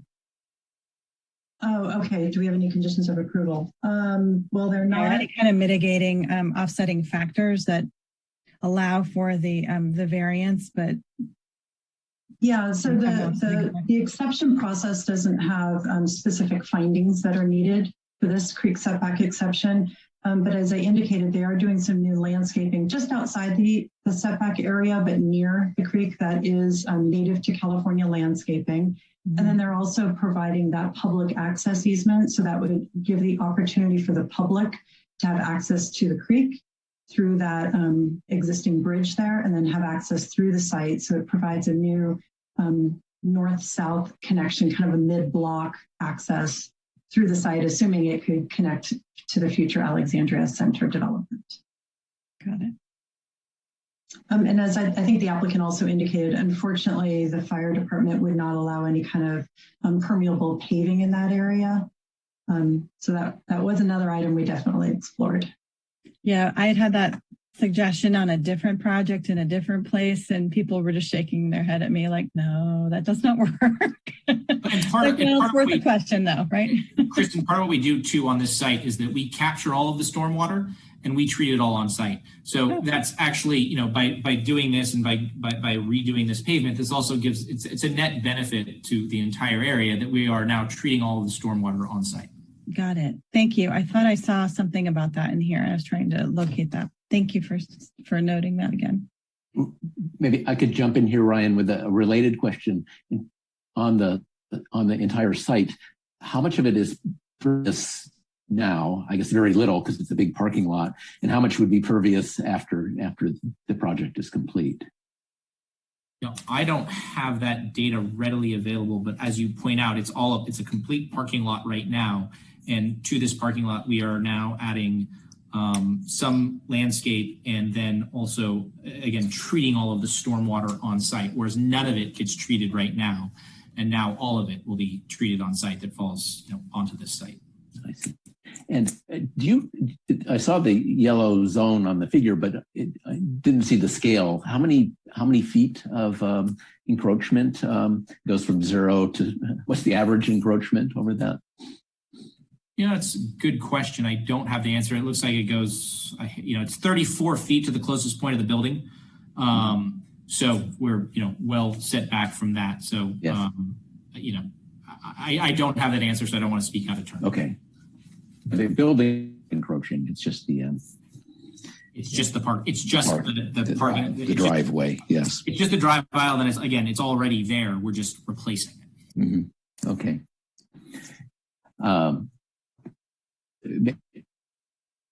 Commissioners, if we've addressed the creek setback question sufficiently, then maybe we could, are there any other comments or questions on the creek setback issue? Because then there's some other elements to this that we might want to explore. I'm satisfied with that because, as he mentioned, they'll be reducing the area of paving overall, and they're not increasing the extension into the easement. Yes, I think to me, I agree. To me, it seems like it's a net benefit that we're getting here, even with the encroachment. I would agree with that it's a net benefit, and I would support the setback. Just to clarify, though, are the stormwater regs required by the city to be different than they were, or is the on-site stormwater treatment and reuse kind of going above and beyond what's in place now? The requirements are the standard city requirements for the stormwater treatment. Right. But there's no treatment on site right now, so it's going above and beyond what's there currently. Right, but any new development would need to treat and reuse on site. It's on site. Right. Thank you.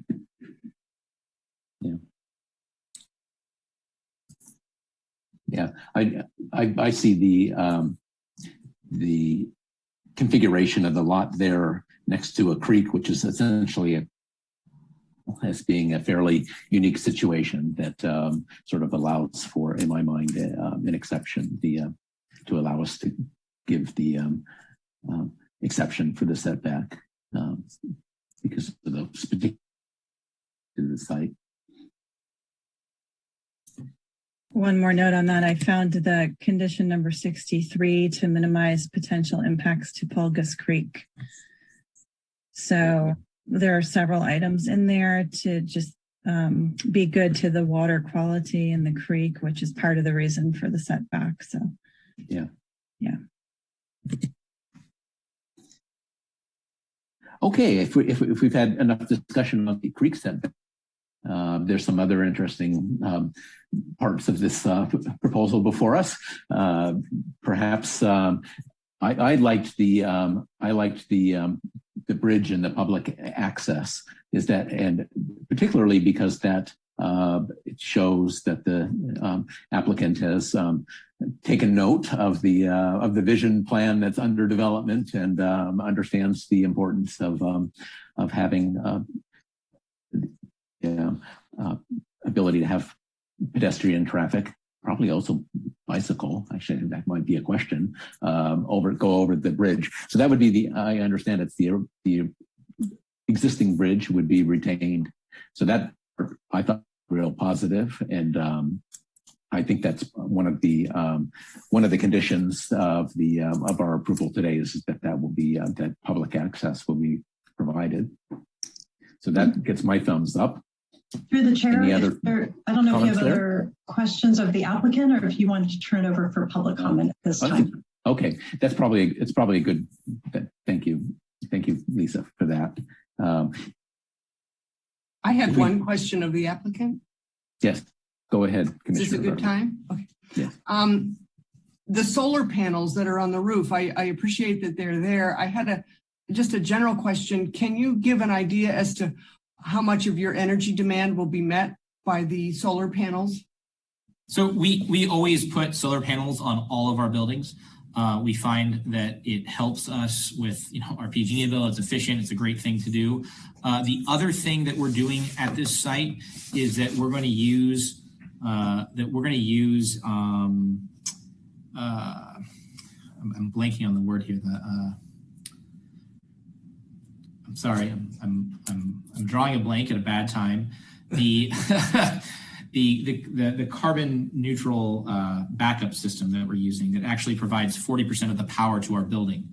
Who is what's the name of the company? Sorry, I'm sitting here talking to my Bloom Energy. The Bloom Energy. Yes, thank you. yeah. Yes, I've got a Bloom Energy system that's going in here that is it is carbon neutral. It creates as a byproduct electricity and water in the reaction. And so that is actually going to supply about 40% of the power to our building. So between that and the solar, we're really limiting the demands we're putting on PG&E, and we're doing a lot of on-site generation with carbon neutral products. I remember the fuel cells that went in at 9:30. I had forgotten about those. The fuel cells, that's what it is. Thank you. The fuel cells, that's what I was looking for. Yes, the fuel cell technology. And so that's something that we're excited to do and put into this project. Thank you. And through the chair, may I have one additional opportunity for one more question? Please.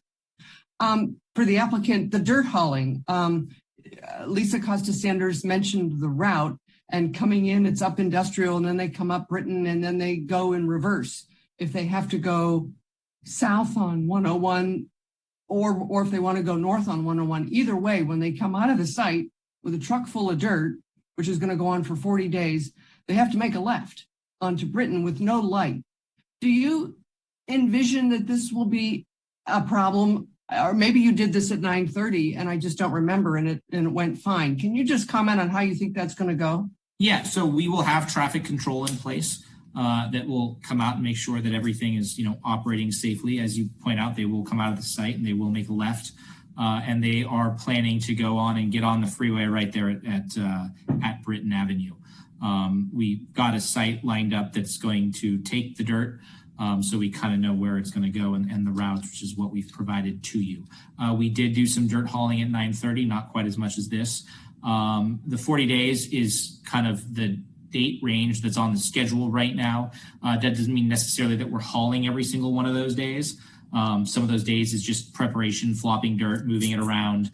So those are really grading days, of which a lot of those will be hauling days, but not necessarily every one of them. And through the chair, the engineering department will approve the exact haul route, and they also specify the hours. And so they will not be able to haul during the morning and the evening commute hours. Thank you, Ryan, and thank you, Lisa. Very helpful. Those are all my questions. Thank you.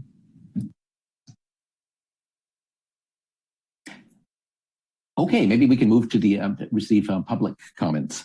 So is there anyone in the waiting room who would like to speak, Sarah? And if you would like to speak, you can use the raise hand icon at the bottom of your screen, or you can press *9 on your phone. Sarah, do we have people lined up yet? Yes, Debbie Balbochi. Yes, thank you so much for allowing us an opportunity to speak. And to the developer, Ryan, I am sorry for providing such a detailed response so late in the game. I hear you've been doing this for 2.5 years, and I sure wish I had been involved earlier.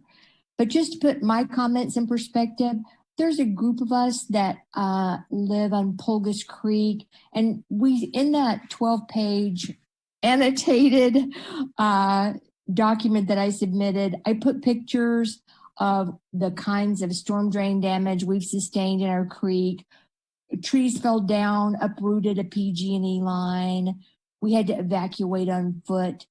There's been various other incidents like that. So there's just a number of us that are very concerned about any development on the creek. But I did want to say this, your plan was very detailed, and we so appreciated it because we were able to see that one of the reasons there's so much water flow in your area is because Britton Creek flows under pipes into Pulgus near El Camino. So that explains a lot. And we went down there today, took pictures of the site, and where it flows into Smith Slough under 101, it was during high tides. And so it was 3 feet away. The water level was 3 feet away from the underside of 101, and it was reverse flowed backwards.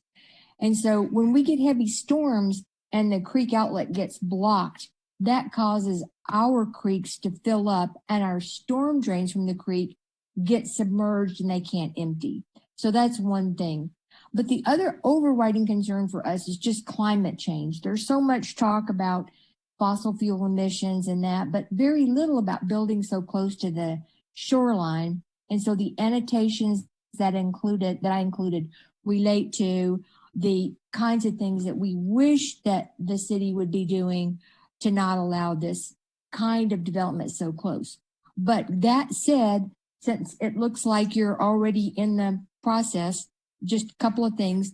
Number one, having the parking lot covered was sort of a better way, we thought, for flood management because it just like washed off of that.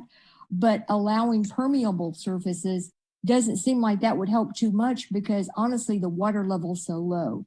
And then finally, I did have a question just about two things. One was that you said the subterranean parking garage would offset displaced floodwater. How would you get it out of there? And how would you do that if it flooded cars?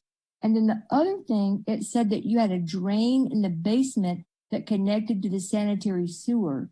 And that's inconsistent with the requirements that there be no flood drainage into the sewer. So if you could just address those, I'd appreciate it.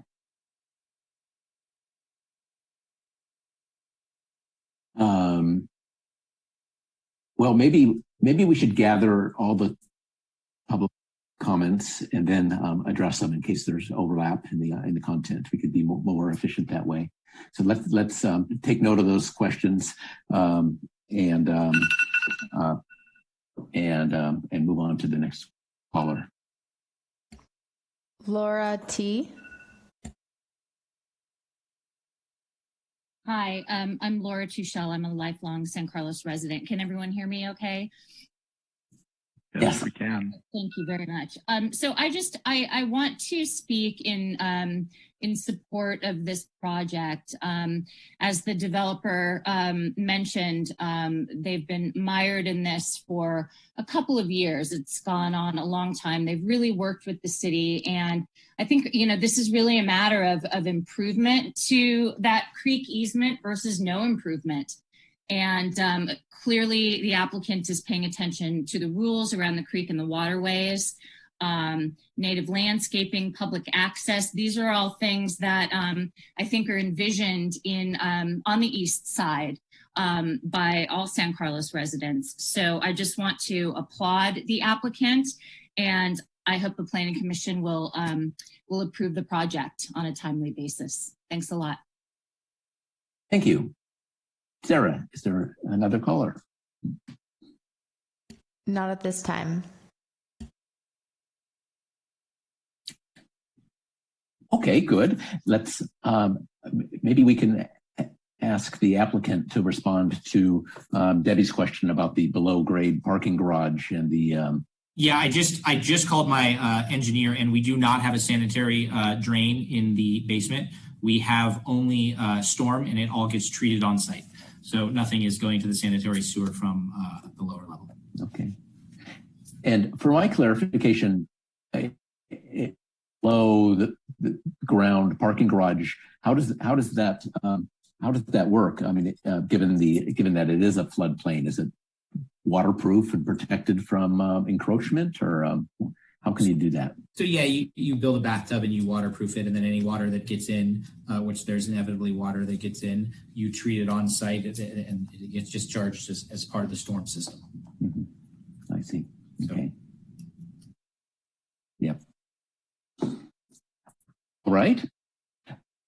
Well, if there are no other callers waiting, then let's. Sorry, yes. Chair Roof, I do see one caller or one speaker ready to make a comment.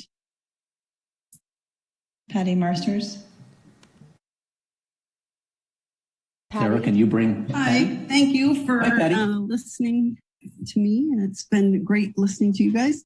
So I've been listening to the Holgus Creek residents, and that my concern is being raised too. So if you have this underground parking, it seems to me that you are removing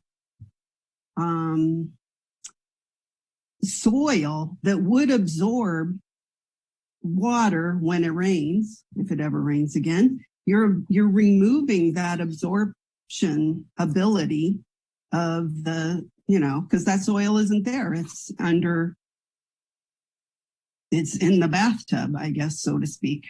So that is one thing that isn't really clear to me. I think it's kind of makes me believe that these residents have something going when they're talking about flooding that you as commissioners really need to pay attention to. The other question that my husband was going to ask was about the new plantings along the creek and on the property, and if they'd be native, and if they'd be, what do you call it?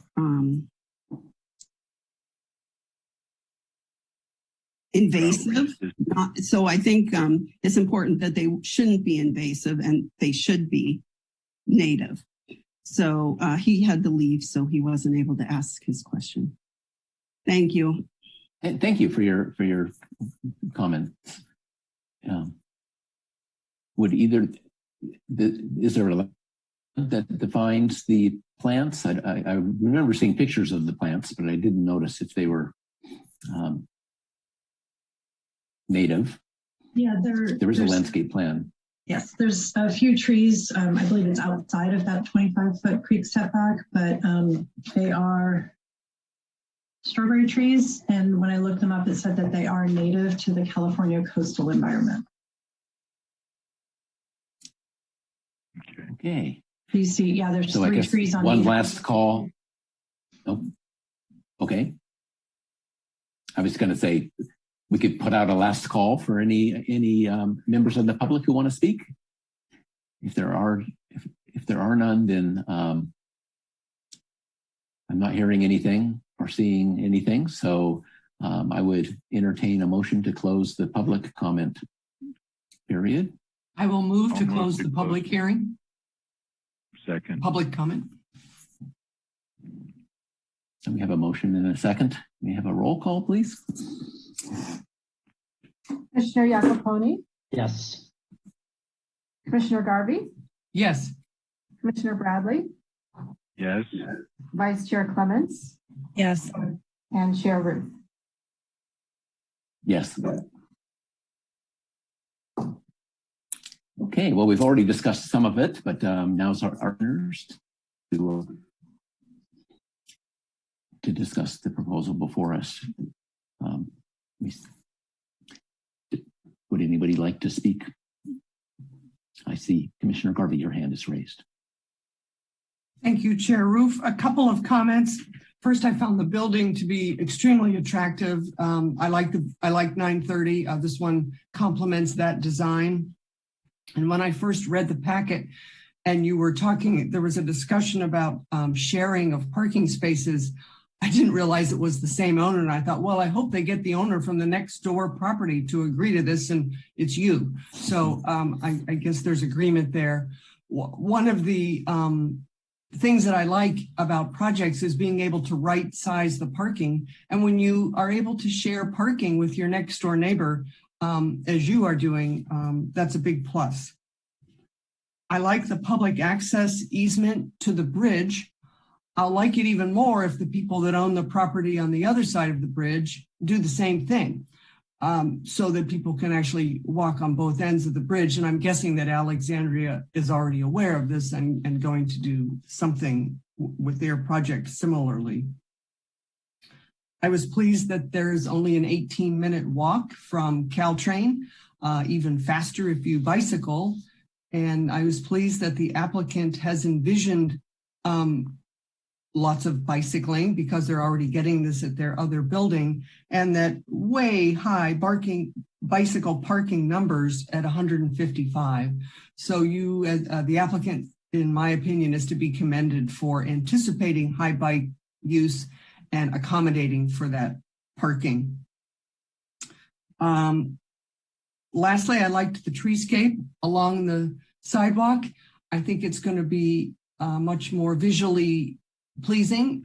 I've seen more and more people walking on Britton from Old County down to Industrial, and having a tree-lined street is just so much nicer than walking along that ugly parking lot that's there right now. The other thing I liked about this project, and this is my, I think my last comment, is the exterior lighting.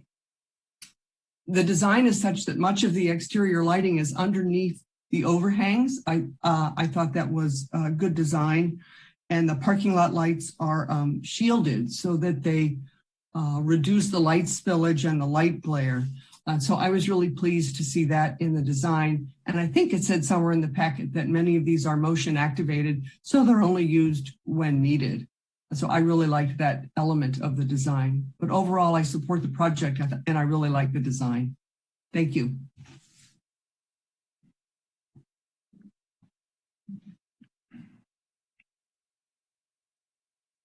I will agree with Commissioner Garvey and supporting the project. I was one of the commissioners that went through 930 on a tour during the pandemic, and I was impressed with how they had carried out that project. And I'm thankful that they choose to be in our town and to do an even larger project with us.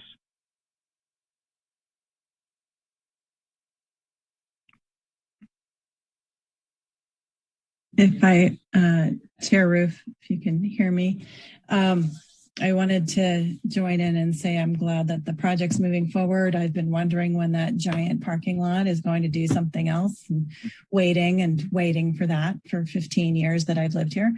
So I'm excited that something's moving forward. I also like that you're not building this on spec, that you're going to occupy the building yourselves and that you're building it for, your occupancy. And again, as Commissioner Garvey said, with shared parking, I was happy to see there's efficiencies of scale there.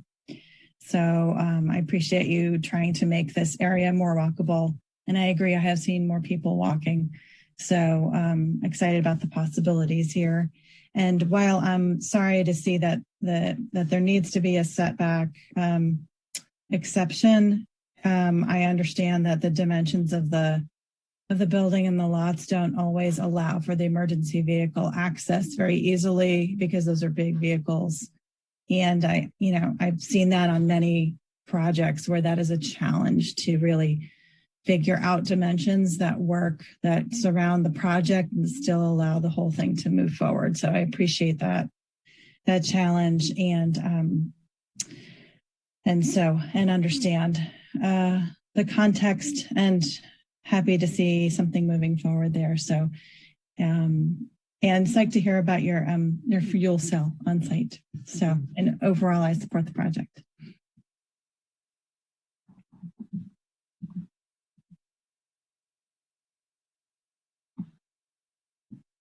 Commissioner Roof, you may be on mute, or Chair Roof.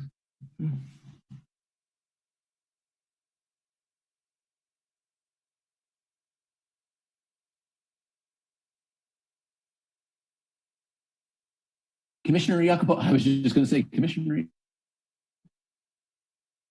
I'll take that as a cue, and thank you, Chair Roof. And maybe you're having a little lock up here. I would just build on all of the comments from my fellow commissioners. Looks good. Appreciate the energy efficiency, the public access, and we'll look forward to welcoming this project into the Britton Avenue corridor. I think it'll be a great addition to the city. Okay, well, I thought it was a very nice proposal as well, a real gain for the city and for the area. I was happy to see that the building scale, the height, the setbacks is all compatible with the street and compatible with the zoning code. So no exceptions are needed there. The transportation demand plan seemed appropriate. Actually, maybe if the staff could clarify, was there a 5-year and a 3-year review in that TDM? Correct. Consistent with past action that you've taken, we did add a 3-year as well as a 5-year review in there, in addition to the annual reporting for the TDM. Thank you. And as we've noted, it's so difficult to get the exact right amount of parking. So it's kind of cool that that the building is being designed to flex the amount of parking. Presumably, if the TDM comes back that more is needed or less is needed, then adjustments could be made. So it's good to be able to respond to that. So I thought the transportation demand and parking all looked good. It's a beautiful building. It allows for the public access over the bridge, and so that's a overall of the project as well. Are there any final comments from the commissioners? Well, hearing. I think we've about said it all, so I will make the motion to move that the Planning Commission adopt the resolution approving the mitigated negative declaration, approve the design review, approve the creek setback exception, approve the grading and dirt haul plan permit, and approve the transportation demand management plan for the development of a new 96,175 square foot building at 1030 Britton Avenue in San Carlos, APN 046-162-060 and 046-182-080 for the reasons incorporated in our planning staff report and with the conditions of code compliance. Thank you. A second. Wonderful. We have a motion and a second. Can we have a roll call, please? Commissioner Jacoponi? Yes. Commissioner Garvey? Yes. Commissioner Bradley? Yes. Vice Chair Clements? Yes. And Chair Ruth? Yes.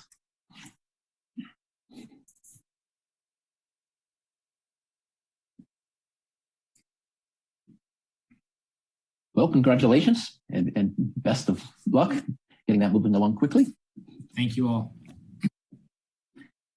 And through this, I was wondering, I apologize. do we have to ask about the 10-day appeal?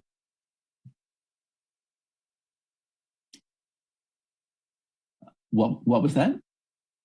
I'm wondering, it doesn't show this in our agenda, but we usually advise people there's an appeal, a 10-day appeal period. That's correct. Someone. Correct, Commissioner Bradley. There's a 10-day right of appeal from the action tonight by filing an appeal with the city clerk accompanied by the appropriate fee. Right. Thanks for catching that, Commissioner Bradley. I've forgotten when I was on the RDRC. They had to remind me several times. So I'm conscious of it. Thank you. Okay, let's move on to the reports, correspondence, and general information. Does the staff have a report on recent city council actions?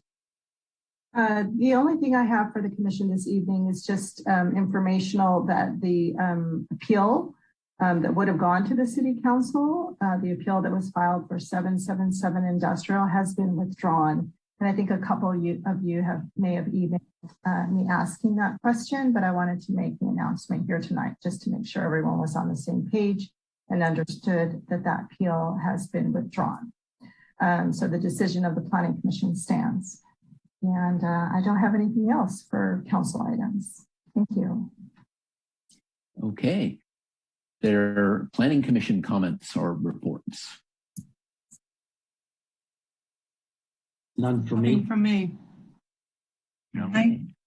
Chair, I could give a brief update.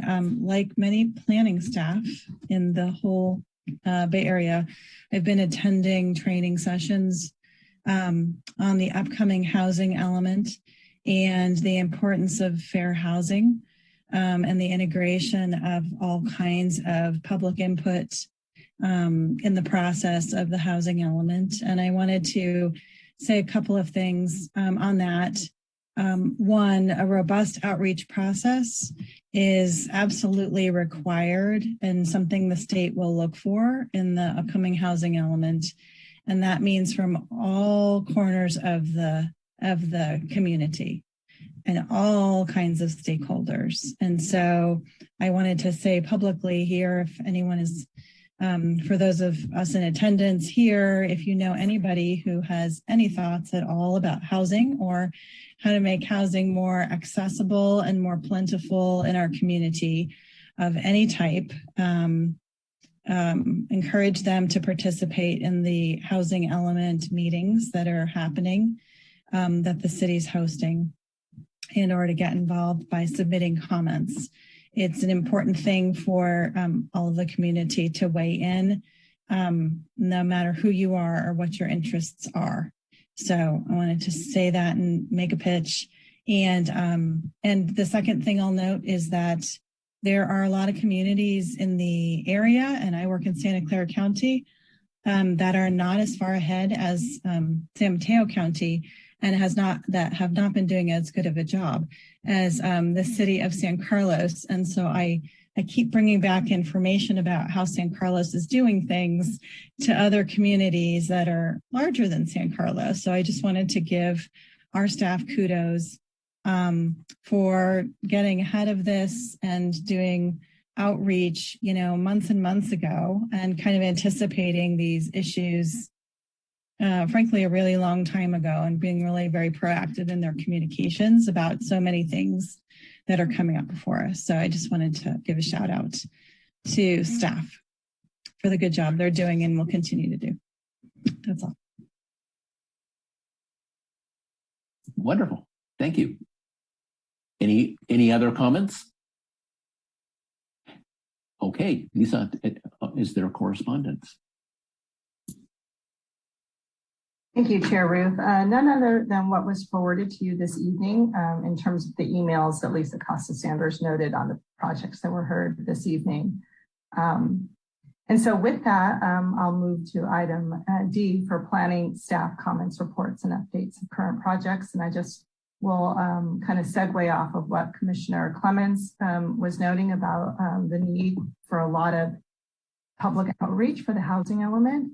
Thank you for your compliments. And And actually, this is a perfect time to share that we are hosting another community workshop for the housing element update. And this is scheduled for Wednesday, August the 11th. And this will be, all of our meetings are important, but this one will be particularly interesting because we are going to be showcasing some case studies on El Camino Real, showing the amount of housing that we can get with our current standards, and then what would happen if we adjusted the standards in terms of height, maybe taking a look at parking. So we are adjusting some of the development standards that are going to be able to show us just how much more housing we can get on El Camino Real. And the purpose of the workshop will be to hear from the community in terms of what their support will be for getting more housing on El Camino Real. And of course, El Camino Real and certain segments of San Carlos Avenue are the areas with the maximum development potential in terms of current zoning we have today. So we want to test those areas to see what more we can do, and then really hear from the community about what they will support. So this is a very significant meeting, and we are starting to get the word out. I will send some correspondence to the commission so that you can forward the flyer to your networks, colleagues, friends, neighbors, and associates. That way they can participate in this meeting. So again, that will be Wednesday, August the 11th, virtual community workshop. It will start at 6 p.m. And there's information available on the project website, how to register, etc., which is www.sancarlos2040.org. So lots of workshops happening within the next couple of months. So that's the housing element update for August 11th. And then moving to the other project vision plan that we're working on for the East Side Innovation District Vision Plan. We are having the second study session with the Planning Commission, just a reminder, on August 25th. So this is for anyone who might be listening or watching the playback, August 25th. East Side Innovation District Vision Plan study session with the Planning Commission. That will start at 6 p.m. And then on September the 8th, we will have a study session with the City Council on the East Side Innovation District Vision Plan. So we'll be forwarding and sharing with the council any comments that are coming out of the Planning Commission during your workshop on August 25th. So City Council will hear this in the context of a study session again on September 8th, and that will start at 5:30 p.m. And then for the remainder month of September, we are hoping, we are targeting September 20th for a formal hearing on the vision plan with the Planning Commission. Again, September 20th during your regular meeting, and then targeting the City Council regular meeting of September 27th for their consideration of adoption of the vision plan. So that is our trajectory at the moment. Definitely the August 25th and September 8th study sessions are scheduled, and we are aiming for a Planning Commission formal hearing on September 20th. If anything changes with that timeline, we will be sure to notify you and the public so that they can follow this project along. But these are the dates that we have as of now. And that's all I have this evening. Thank you. Okay, thank you very much. And I'd like to thank the public who were able to call in tonight. Good meeting. We can adjourn. Good night, everyone. Good night, everybody. Good night, everyone. Good job, David. Bye. Have a good night. Good night. Thank you.